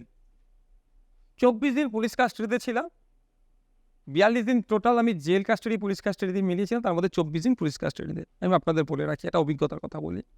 এই ধরনের বড় রুমে আমাকে রাখা হতো, ক্যামেরা দিয়ে রাখা হতো, ক্যামেরা থাকতো, একা দিনে 23 ঘন্টা প্রায় একা থাকতাম। একটা মশামাছিও করে থাকতো না যে মশামাছিটাকে হালকা আঘাত করে ওই আধমরা যাকে বলে করে তার সাথে একটু খেলবো। জুতোটা বাইরে খুলে রাখতে হতো। শেষে হয়তো বললে অবাক হবেন, ওই যে ব্ল্যাঙ্কেটগুলো দিত না, তো যা কোয়ালিটি তো বুঝতে পারছেন, ব্ল্যাঙ্কেট গায়ে দিতে দিতে ওর তুলো বেরিয়ে ওই বল আকারে নিজে মাঝে মাঝে শর্ট মারতাম হতে। এই ভয়ঙ্কর পরিস্থিতি আমি পার করে এসেছি। এক প্রকার মানসিকভাবে আমাকে ভেঙে ফেলার চেষ্টা করেছিল কে, এই অভিষেক ব্যানার্জিরা আমাকে। আমার কি অপরাধ ছিল? আমি মানুষের কথা বলি, শ্রমজীবী মানুষের কথা বলি, কলকাতা রাজপথে যারা 1000 দিনের উপরে বসে তাদের চাকরি চুরি হচ্ছে তাদের কথা বলি, মুখ্যমন্ত্রী নিজের দপ্তর গ্রুপ ডি যেখানে চুরি হচ্ছে চাকরি তার বিরুদ্ধে কথা বলি, সরকারি কর্মচারীদের কেন্দ্রীয় সমাহারে ডিএ পাচ্ছে না তাদের হয়ে কথা বলতে গিয়েছিলাম, আমাকে ধাক্কাও খেতে হয়েছিল। তাদের হয়ে কথা বলছি, বঞ্চিত সমাজের মানুষের কথা বলছি, এটা আমার অপরাধ ছিল, আমাকে আটকে রেখেছিল। সেখানে কিন্তু আমাকে এবং জেলে গিয়েছে, সেলে রাখা হয়েছিল। তারপরেও কিন্তু আমাকে যতটুকু ভয় ছিল জেলটাকে জিনিস পুলিশ কাছে গিয়ে সেটা সবটাই আমি পার করে নিয়েছি। এবং ধন্যবাদ জানাচ্ছি মাননীয়াকে, অভিষেক বাবুকে, অন্তত আমার এক্সপিরিয়েন্স বেরিয়েছে, আমি এক্সপিরিয়েন্স গেন করেছি ওখানে গিয়ে। আমার জীবনে যদি না জেলে যেতাম, আমি পুলিশ কাছে যদি না যেতাম, আমার জীবনে একটা পার্ট হয়তো সমাপ্ত হতো না, ওই পার্টটা আমি অসম্পূর্ণ থাকতো, যে ওর মধ্যে কী অন্যায় অত্যাচার হয়, কীভাবে মানুষকে পাগল বানানো যায়, মানুষকে কীভাবে ভেঙে ফেলা যায়, সেটা আমি দেখে এসেছি। চলেছিল একদম চলেছিল। আপনাদের বলি, আপনাদের অনেকে হাসবেন, যখন আমাকে প্রতিদিন মেডিকেলের জন্য বার করা হতো না, কোনো সময় SSKM নিয়ে যেত, পিজিতে নিয়ে যেত বা বিভিন্ন সরকারি হসপিটালে, যখন রাস্তায় বার হতাম আমি মনে মনে আমার সৃষ্টিকর্তাকে ডাকতাম যে সিগন্যালটা পড়লে গাড়িটা 10 মিনিট দাঁড়াবে কি 2 মিনিট দাঁড়াবে কি 5 মিনিট দাঁড়াবে কি 30 সেকেন্ড হলে হবে, আমি বাইরে হাওয়া পেতাম। এই ভয়ঙ্কর দিন পার করে এসেছি আমি। কে করেছে আমাকে এই জায়গায় রেখেছিল? অভিষেক ব্যানার্জি। তার বিরুদ্ধে আমি পিছন দেখে পালিয়ে আসার ছেলে নয়। সাথে আপনাকে একটা কথা বলি, যেটা বলছিলেন, ভয় পাওয়া নয়, ভয় আমার কাটিয়ে দিয়েছে ওরাই। আর মৃত্যুর ভয়, যেদিন আমি জন্ম হয়েছি তারপরের সেকেন্ড থেকে তো আমি মৃত্যুর দিকে এগিয়ে যাচ্ছি। ঠিক আমার নির্দিষ্ট আয়ু যেটা আছে, সেই আয়ু ক্রমশ কমছে। আমার যদি 30 বছর বয়স, 60 বছর 70 বছর, যে আয়ু থাকুক না কেন, 31 বছর হলে 1 বছর আরও কমে গেল। মৃত্যুর ভয় খাইনি, সবসময় মাথায় তো কাফন বেঁধেই ঘুরছি। তো এখানে ভয় পাওয়ার কোনো জায়গা নয়। কেউ যদি ভয় পাওয়া বলে কিল্লি করে সেটা করুক, তবে ওয়েট অ্যান্ড সি, সময় কথা বলবে। শুধুমাত্র ডায়মন্ড হারবারের সন্ত্রাস অন্যায়কে নির্মূল করবার নয়, রাজ্যে যে অন্যায় সন্ত্রাস হচ্ছে সেটাকে নির্মূল আমাদের করতেই হবে, সেটা আমরাই করব। নওশাদ, আপনার কথা শুনে মনেই হচ্ছে যে আপনি ভীষণভাবে ক্ষুব্ধ এবং শাসক দল অর্থাৎ তৃণমূল কংগ্রেসের উপর আপনার বহু রাগ আছে। কিন্তু ইতিহাস সাক্ষী আছে যে বহু সময় আমরা দেখেছি যে কখনো কেউ ক্ষুব্ধ থেকেছে, কিন্তু পরবর্তীকালে আমরা দেখেছি আবার সেই দলেই সে চলে গেছে। মুখ্যমন্ত্রী তথা তৃণমূল সুপ্রিমো মমতা বন্দ্যোপাধ্যায় যদি আপনাকে ফোন করে এবং তৃণমূলে যোগদানের কথা বলে, তাহলে কি আপনার বরফ গলবে? এই প্রসঙ্গে আমি রুমঝুমের কাছে চলে যাব। আমার প্রশ্ন, এই যে ডায়মন্ড হারবার থেকে সরে দাঁড়ানো হলো, তো সেখানে তো শাসককে কিছুটা সুবিধাই করে দিলে, তো তৃণমূলে যোগ দিচ্ছ কবে? দেখুন ব্যাপারটা হচ্ছে দুদিকে দুটো প্রশ্ন এসেছে, প্রশ্নের মান আসছে। আমি যখন প্রথম নির্বাচিত ওই বিধানসভার মধ্যে সে শপথ গ্রহণ করেছিলাম, আপনারা আমাকে ঘিরে ধরেছিলেন, অনেক কোশ্চেন করেছিলেন, কিন্তু আপনাদের মধ্যে একটা গুঞ্জন চলছিল যে উইকেট বেশি দিন থাকবে না।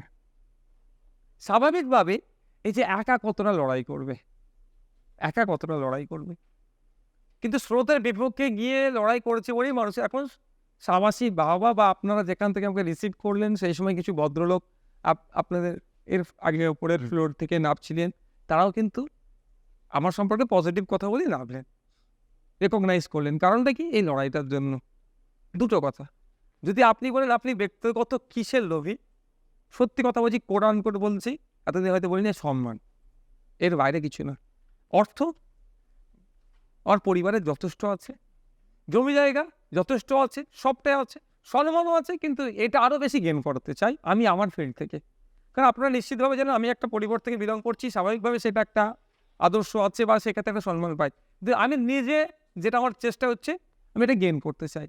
সুতরাং এটা যদি আমি করি, আমি যদি তৃণমূলে আপনি বলেন কবে জয়েন করবেন, সিদ্দিকুল্লাহ চৌধুরী মহাশয়ের কথা আমি ভুলে যাইনি, মনোজ ভুইয়া মহাশয়ের কথা ভুলে যায়নি। শুধু চার্জশিটের নাম এসেছিল মার্ডার কেসে 302 রাতারাতি, যত দ্রুত না দৌড়েছিল মঙ্গল কোর্টে তিনি, তার থেকে দ্রুত কিন্তু জয়েনিং করেছিলেন।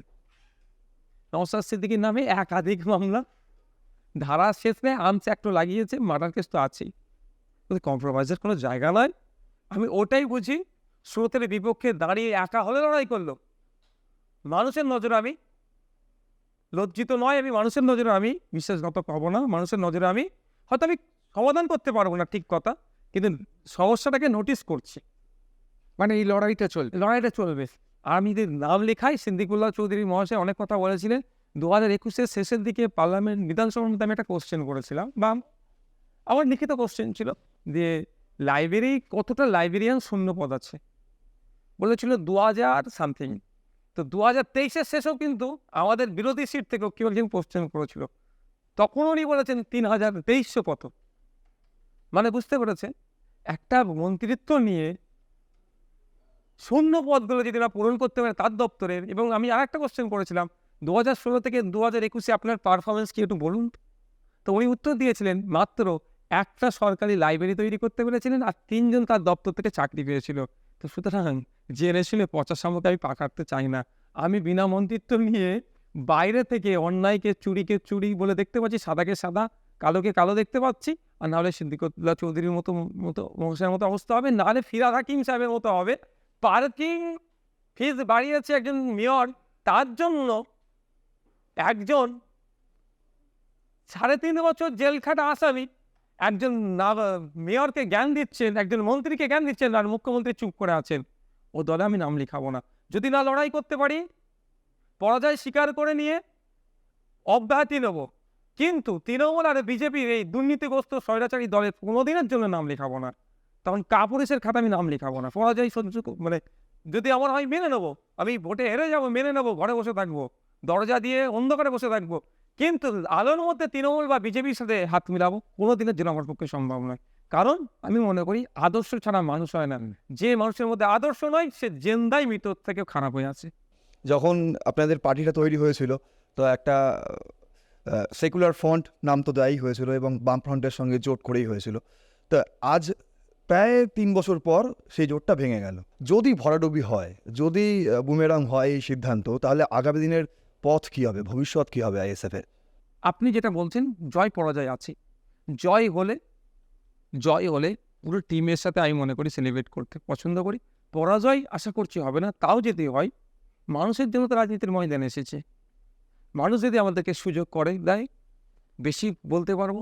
মানুষ না সুযোগ দিলে ওই ঘরের মধ্যে আইনসভার মধ্যে ঢুকতে পারবো না, আইনসভার বাইরে যে লড়াইটা করে যাচ্ছি লড়ে যাব। মানুষের জন্য রাজনীতির ময়দানে এসেছি আমি আমার যে জায়গা ছেড়ে, তো এটা যতদিন আছি কন্টিনিউ করে যাব। রেজাল্ট মানুষের হাতে, মানুষ যখন ভালো বুঝবে তখন সুযোগ দেবে। যদি সুযোগ দেয়, কথা বলতে পারি নজিরবিহীন দৃষ্টান্ত বাংলায় করব। শুধু বাংলা নয়, যেখানে আমাদেরকে সুযোগ দেবে সে জায়গা করব। তার উদাহরণস্বরূপ মানুষ আমাদেরকে একবার ভাঙড়ের সুযোগ দিয়েছে।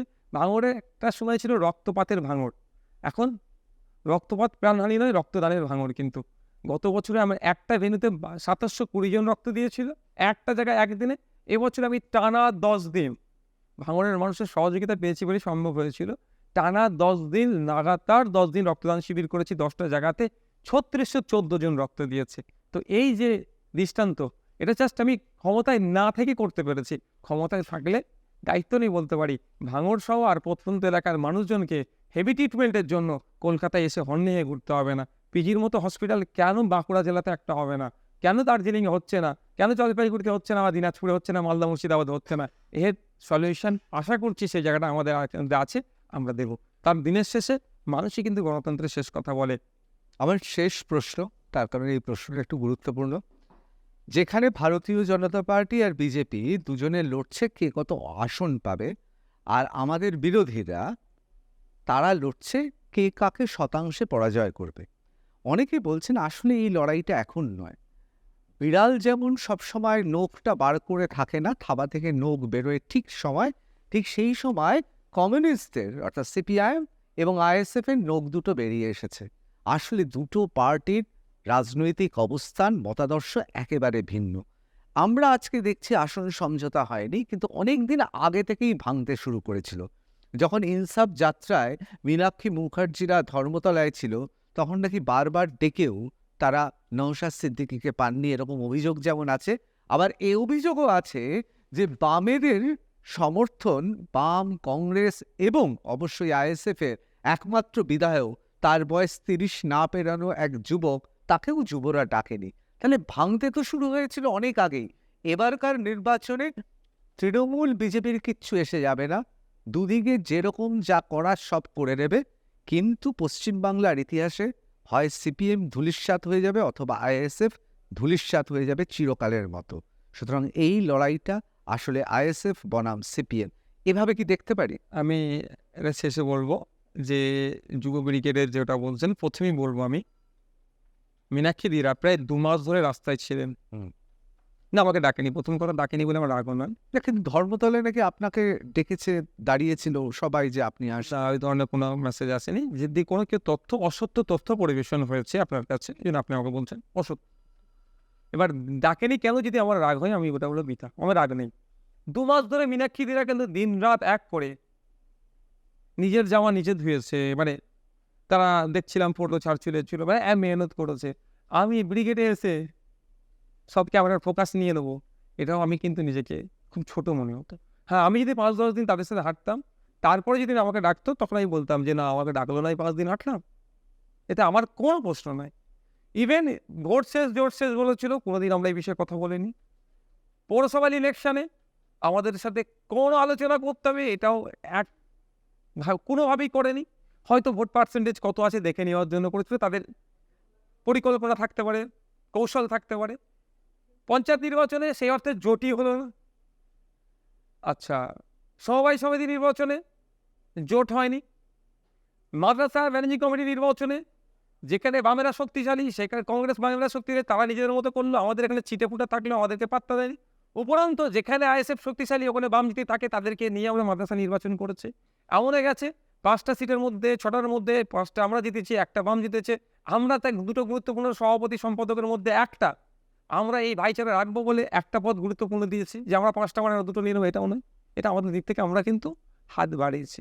এবার হচ্ছে সত্যিকার কথা, আপনি যেটা বললেন, আমি এটা ভাবছি যে আমরা যখন সিটের দাবি করেছিলাম, বারবার আমাদের বলছিল 10টা মানে 70টা, 14টা মানে কত হচ্ছে জানো, একটা এমপি মানে 7টা সেগমেন্ট, মানে এইটা যখন মাথায় ঢুকেছে আমার সন্দেহ হচ্ছিল, তাহলে এই ফোকাসটা কিন্তু এই নির্বাচনে নাই। এটা জাস্ট পার্টিসিপেন্ট করতে হবে, লক্ষ্য ফোকাসটা তাহলে মানে 2024-26-এ রেখেছে। সেই জন্য কিন্তু আমরা যে নির্বাচনে রাখি, সে পঞ্চায়েত হোক বা মাদ্রাসার ম্যানেজিং কমিটি হোক, আমরা কিন্তু কনসেন্ট্রেটটা, ফুল এফোর্টটা ওখানে দিই, এই নির্বাচনটা আমাকে দিতে উঠতে হবে। কিন্তু অন্যরা যদি ভাবে 2026-এর পরিকল্পনা করে এখন পার্সেন্টেজ অফ ভোট বাড়িয়ে রাখি, এখন যদি আইএসএফকে 8টা দিয়ে দিই, 27টে 56টা ডিমান্ড করবে, এখন যদি আইএসএফকে 10টা দিই 70টা ডিমান্ড করবে, এইটা যদি কেউ ভেবে আগে থেকে অস্থিরা চলে যাওয়া বা থাকবো না আমরা, এইটা যদি কেউ ভেবে নেয়, দিনের শেষে মানুষ ক্ষতিগ্রস্ত হলো না এই ডিসিশনটা নেওয়ার জন্য। তারপরেও বলবো সাংগঠনিক বাধ্যবাধকতা আছে, সাংগঠনিক বাস্তবতা আছে। এখন যে ডিমান্ডটা হচ্ছে, 2026-এ 56 জায়গায় 156টা ডিমান্ড হতে পারে বা 6টাতে এসে দাঁড়িয়ে যেতে পারে। যে নিয়ে লাভটা কী হয়েছে? যে আমি বেশি চাইলাম, নিলাম, আমাকে দিল। আমি যদি সব জায়গায় মুখ থুবড়ে পড়ি, তাহলে স্বাভাবিকভাবে তুমি আর 36টা 56টা ডিমান্ড হবে না, 6টাতে তুমি সীমাবদ্ধ থাকো। আর যদি পারফরমেন্স ভালো থাকে, 56 নয়, তাহলে 156 ডিমান্ড করা যেতে পারে। নওশাদ সিদ্দিকী কি বিশ্বাস করে তৃণমূল আর বিজেপির মধ্যে সেটিং রয়েছে? আমার বিশ্বাস অবিশ্বাসের নয়। আপনার এই স্টুডিওর নিচে যান, বাইরে যদি ঠেলাওয়ালা থেকে শুরু করে যে কোনো ড্রাইভার, কন্ট্রাক্টর, যে কোনো শ্রমজীবী মানুষকে জিজ্ঞাসা করুন, ওরা বলবে ওরা কি আলাদা? তার মানে সেটিং তত্ত্বে বিশ্বাস করছেন। 100%-এর ওপরে যদি কিন্তু কোনো শতাংশ থাকে, সেটা আছে। কারণ আমি জাস্ট দুটো বিষয় বলবো। যে মুখ্যমন্ত্রী দিনরাত এদের বিরুদ্ধে বলে যাচ্ছে, সেই মুখ্যমন্ত্রী আবার অমিত শাহ, সৌরভ গাঙ্গুলি সাহেবের বাড়িতে আসলেন, কী খাবেন মেনু ঠিক করে দিচ্ছে। জাস্ট একটা। আর দ্বিতীয় কথা, আমরা দেখলাম ঝাড়খণ্ডের মুখ্যমন্ত্রী আর দিল্লির মুখ্যমন্ত্রী, অভিযোগ কী আছে? জাস্ট অভিযোগ। বেশি দিনে অভিযোগটা দায়ের হয়নি। ধরে দুটো সিএ মুখ্যমন্ত্রীকে রাজ্যের, আমরা ইউনিয়ন অফ স্টেটস, কিন্তু এটা আমাদের ভাবা দরকার। মোদিজি দেশের প্রধানমন্ত্রী হতে পারে, কিন্তু রাজ্যেরও কিন্তু একটা সর্বোচ্চ পদে আছে। আমরা ওই জন্য ইউনিয়ন অফ স্টেটস, আমরা দুটো প্রভিন্সের দুটো থেকে প্রধানমন্ত্রী, দুটো ধরে সেখানে একটা এমপির নামে এত অভিযোগ। কালীঘাটের কাকুর ভয়েস টেস্ট নিয়ে গড়িমাসি হলো, এতদিন ভয়েস টেস্টের রিপোর্ট হলো না। রিপোর্ট হয়ে গেছে, খোঁজ নিয়ে দেখুন। ডিপার্টমেন্ট চেপে রেখে দিয়েছে, কোর্টে এখন আসছে না, কোর্ট বারবার চমকানি দিচ্ছে, আসছে না। এর থেকে বেশি কিছু আর আমি বলবো না যে সেটিং আছে কি নাই। বাংলার মানুষ জেনে গিয়েছে, আর নতুন করে বলতে লাগে না। এরা হচ্ছে একে অপরের পরিপূরক। যখন যার যেটা প্রয়োজন হবে তারা লেনদেন করে নেবে। দিনের শেষে এদের লক্ষ্য একটাই, এদের হচ্ছে মূল যে ঘাটটা আরএসএস, তাকে সন্তুষ্ট রাখতে হবে। আমার শেষ প্রশ্ন, আমি নওশাদ তোমাকে অনেক দিন আগে থেকে চিনি, আপনি থেকে তুমি হয়ে হ্যাঁ, গেছে। দাদা ভাইয়ের সম্পর্ক অবশ্যই। আমার। আমি এই নওশাদকে, আমার যেটা মনে হয়েছে, একেবারে ব্যক্তিগত প্রশ্ন, আজ থেকে 4 মাস আগে যে রাজনৈতিক পরিস্থিতি ছিল, লড়াই ছিল, এখনও লড়াই আছে, বারবার লড়াইয়ের মুখোমুখি হতে হয়েছে, ভাঙড় বিধানসভায়, নিজের বিধানসভায় ঢুকতে পারছে না, এসবই ছিল। কিন্তু আজকে এই লোকসভা নির্বাচনের প্রাককালে আমি বামেরা কী করলো, আইএসএফ কী করলো, আমি কিচ্ছুতে যাচ্ছি না। ব্যক্তি সংবেদনশীল মানুষ হিসেবে নওশাদ সিদ্দিকের কোথাও কি মন কিছুটা হলেও ভারাক্রান্ত? ডায়মন্ড হারবারে দাঁড়াতে পারি না সবের জন্য না, সম্পূর্ণ ব্যাপারটা নিয়ে। না, সত্যি বলছি, এ কথা আমি একটা যুক্ত করছি, জানি না কথাটা কে কেমনভাবে নেবেন। আমার একটু সন্দেহ হচ্ছে কংগ্রেসের মধ্যে, লেফটের মধ্যেও আরএসএসের মতদর্শে বিশ্বাসী মানুষজন ঢুকে গিয়েছে। কারণ এটা হচ্ছে বিজেপি তৃণমূলকে হারানোর সব থেকে ভালো সুযোগ 2024-এ ছিল যদি কংগ্রেস, লেফট ফ্রন্ট, আইএসএফ যদি একসাথে ঐক্যবদ্ধ জোট করতাম, সহজেই ওদেরকে কণ্ঠাসা করে দিতে পারতাম। কিন্তু এত আলোচনা সমালোচনা যা হোক, সিট নিয়ে টানাটানি হওয়ার পর একটা জায়গায় এসে দাঁড়িয়েছিল, স্যাক্রিফাইস আইএসএফ করতে এসে কোথায় দাঁড়িয়েছিল? একটা সিট নিয়ে। আমরা যেখানে আমাদের জেলা প্রেসিডেন্টকে তুলে নিতে প্রস্তুত ছিলাম, ভাঙড়ের মতো জায়গাতে আমরা তুলে নিতে দোমনা প্রার্থী বলে দিয়েছিলাম, আরও যেগুলো ভালো সিটগুলো আছে সহযোগিতা পাবো বলেছিলাম, সেক্ষেত্রেও জোটটা সম্পূর্ণ হলো না। কেন? বিকাশ রঞ্জন স্যারের মতো মানুষজনও চেষ্টা করেছিল, আমরা উৎসাহে তার কাছে গিয়েছিলাম। এবং আপনাদের বলে রাখি, এটা আশা করিনি, ইন্টারনাল কথাটা যদি বই প্রকাশ করে, তাহলে আমাদেরও ভিতরে আলিমুদ্দিনে যে সমস্ত ইন্টারনাল কথা হয়েছে, তাহলে বই প্রকাশ করলে কিন্তু মানুষ ছিছি করবেন। যাক, আমি সে যাচ্ছি না, যে 4টেই টাইম দিয়ে 5টায় এই ধরনের এইটা দেখিয়ে জোট থেকে বেরিয়ে যাওয়া কেউ মেনে নিতে পারে না। কারণ হচ্ছে ফুরফুরা শরীফ থেকে একজন আসবেন, আমাদেরও কিন্তু পার্টির ওই ধরনের আলিমুদ্দিনের মতো নেতাদের জন্য একটা করে গাড়ি নির্দিষ্ট নয়। কেউ আসবেন কোন্নগর থেকে, কেউ আসবে হাওড়া জেলা থেকে, কেউ আসবে মধ্যমগ্রাম থেকে, তারপরে সে আলিমুদ্দিনে যাবে। আর একটা কথা, আমরা কিন্তু আজ পর্যন্ত জিজ্ঞাসা করুন আলিমুদ্দিনের কোনো নেতাকে বলিনি যে আপনাদের আলিমুদ্দিনে আমরা এতবার গেলাম, আপনারা আমাদের রাজ্য পার্টি অফিসে আসুন। আমরা কিন্তু নিজেদেরকে সংযত রেখেই আলিমুদ্দিনে পৌঁছেছি বারবার। আমি নিজে গিয়েছি একাধিক। তো এত কিছু কথা শেষে বলছি, অবশ্যই খারাপ লাগবে। যে এখন আমাকে বেশি কষ্ট করতে হবে বিজেপি তৃণমূলকে হারানোর জন্য।